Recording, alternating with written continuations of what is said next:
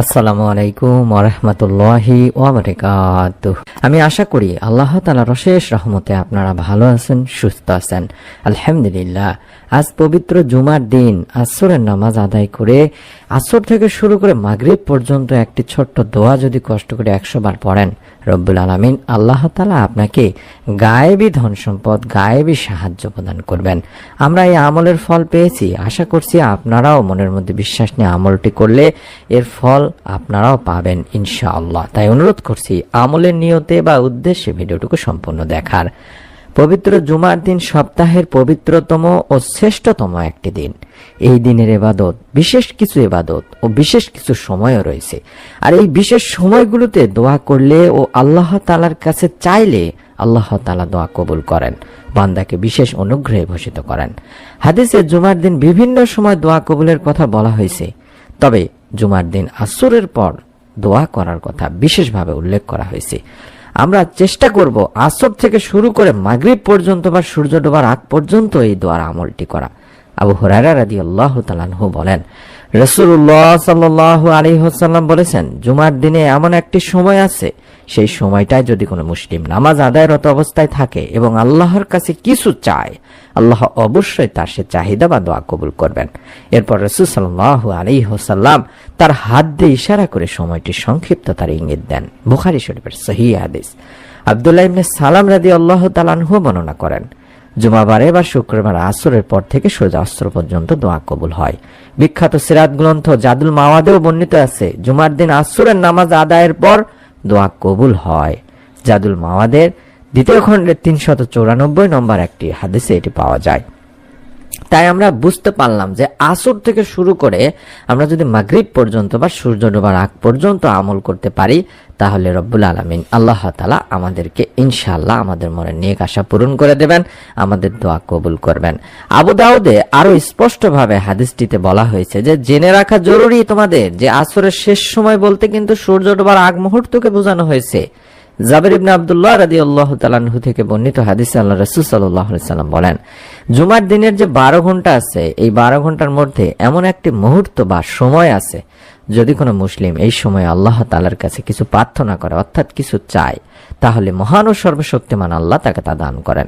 আর এই মুহূর্তটি তোমরা আসরের শেষ সময়ের দিকে অনুসন্ধান করো, অর্থাৎ সূর্য ডোবার আগ মুহূর্তের দিকে বেশি বেশি করে আপনারা এই সময় আমলটি করার চেষ্টা করবেন। গায়েব থেকে যদি কিছু পেতে চান, তাহলে আপনাকে গায়েবী রিজিক পাওয়ার জন্য যে আমলগুলো করতে হয় সেগুলো বেশি বেশি করতে হবে। যেমন গায়েবের মালিক হলেন যেহেতু একমাত্র আল্লাহ রাব্বুল আলামিন, তাই আমাদেরকে যদি চিন্তার বাহিরে থেকে, কল্পনার বাহিরে থেকে, গায়েব থেকে কিছু পেতে চাই, তাহলে আল্লাহ তাআলার দুয়ারে আমাদেরকে ধর্ণা দিতে হবে, ডাকতে হবে মহান রব্বুল আলামিনকে মনে প্রাণে, আল্লাহ তাআলার মন জয় করে নিতে হবে। তাহলে আপনি গায়েবী ধন সম্পদ, গায়েবী রিজিক, গায়েবী সাহায্য পাবেন এবং রহমতে ভরপুর হবে আপনার এই ইহকালীন জীবন এবং পরকালীন জীবন।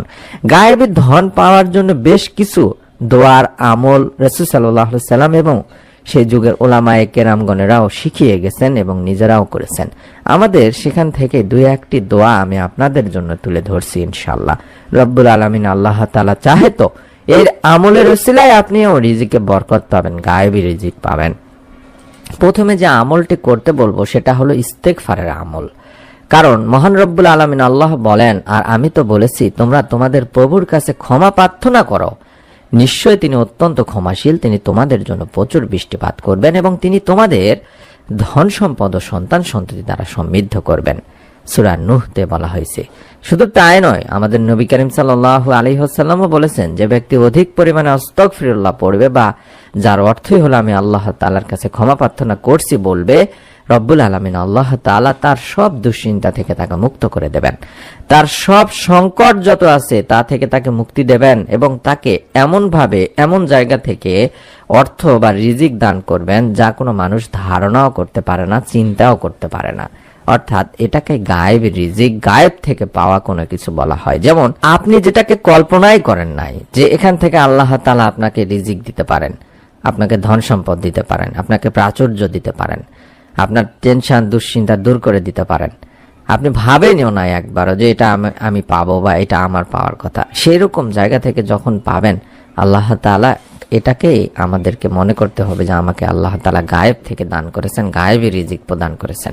আর এটা পাওয়ার জন্য প্রথম কাজটাই হলো 100 বার করে প্রত্যেক দিন অন্তত কম করে হলো আস্তাগফিরুল্লাহ আস্তাগফিরুল্লাহ আস্তাগফিরুল্লাহ বেশি বেশি করে পড়া, মনে প্রাণে বিশ্বাস নিয়ে, এবং আপনার গুনাহের জন্য লজ্জিত হওয়া, পাপের জন্য লজ্জিত হওয়া, এবং গায়েবী রিজিক পাওয়ার যে ছোট্ট একটি দোয়া আছে সেই দোয়ার আমলটি করা। আমি সেই দোয়ার আমলটি আপনাদেরকে শিখিয়ে দিচ্ছি। আশা করছি আপনারা এই দোয়ার আমলের মাধ্যমে আল্লাহ তাআলার পক্ষ থেকে ইনশাআল্লাহ গায়েবী রিজিক পাবেন। আর সেই দোয়াটি আমি স্ক্রিনের মধ্যে দেখায় দিচ্ছি। সুবহানাল্লাহি ওয়া বিহামদিহি সুবহানাল্লাহিল আলিয়্যিল আযীম ওয়া বিহামদিহি আস্তাগফিরুল্লাহ। আবারও বলছি, সুবহানাল্লাহি ওয়া বিহামদিহি সুবহানাল্লাহিল আলিয়্যিল আযীম ওয়া বিহামদিহি আস্তাগফিরুল্লাহ। এটা অন্তত 100 বার পড়ার চেষ্টা করবেন। আজ পবিত্র জুমার দিন আসর থেকে শুরু করে, যেটা বললাম সূর্য ডোবার আগ মুহূর্ত বা মাগরিব পর্যন্ত বা মাগরিবের পরেও আপনারা আমলটি করবেন, এবং যদি সম্ভব হয় ফজরের নামাজের পরেও আমলটি করার চেষ্টা করবেন।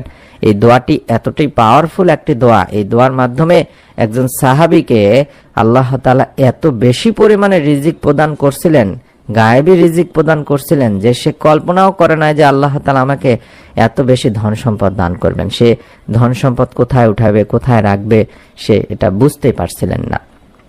তাই আপনারাও যদি মনের মধ্যে বিশ্বাস নিয়ে আমল করেন, আল্লাহ রাব্বুল আলামিন আপনাদেরকেও ইনশাআল্লাহ রিজিক প্রদান করবেন, গায়েব থেকে হলেও। মনের মধ্যে একটা বিশ্বাস নিয়ে আমলটি করুন দিনী ভাই বোনেরা। অবশ্যই অবশ্যই পবিত্র রমজান মাসে আমরা নতুন যে ভিডিওগুলো দেব সেগুলো যেন মিস না করে ফেলেন, তার জন্য চ্যানেলটির সঙ্গেই থাকবেন সাবস্ক্রাইব করে। সকলে ভালো থাকুন, সুস্থ থাকুন, আমরা মন থেকে দোয়া করি রব্বুল আলামিন আল্লাহ তাআলা যেন আপনাদের সকলকে আমলের ওসিলায় আপনাদের পরিবার সংসার রিজিকে বরকত দান করেন, ঋণ মুক্ত করেন, আমিন। আসসালামু আলাইকুম ওয়া রাহমাতুল্লাহ।